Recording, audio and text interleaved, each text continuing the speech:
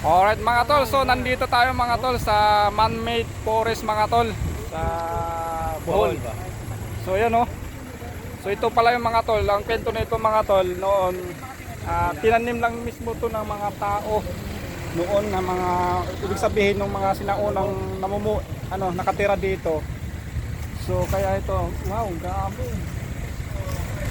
So yan mga tol.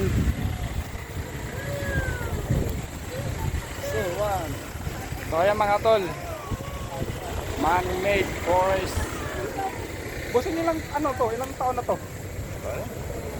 Man-made. So sabihin mo mga 40 years na to. No?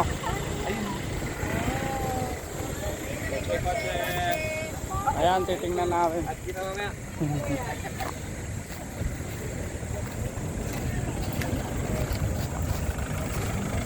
Ayan, titingnan natin mga tol kung kailan to sinayo yung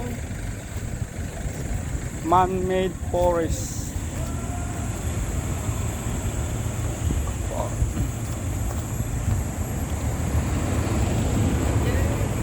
Busing, kailan to tinanim tong man-made forest, Busing? Hindi rin alam. Yung man-made forest na to, kailan tinanim? Mga ilang taon na kaya to? Matagal na po sir.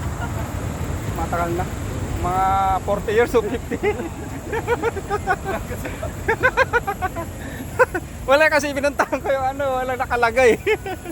So yung mga tol, walang hindi namin alam. Alright. So yung mga tol, man-made forest. So dito lang to sa Bohol mga tol, mga makikita. So yun mga tol, maraming salamat.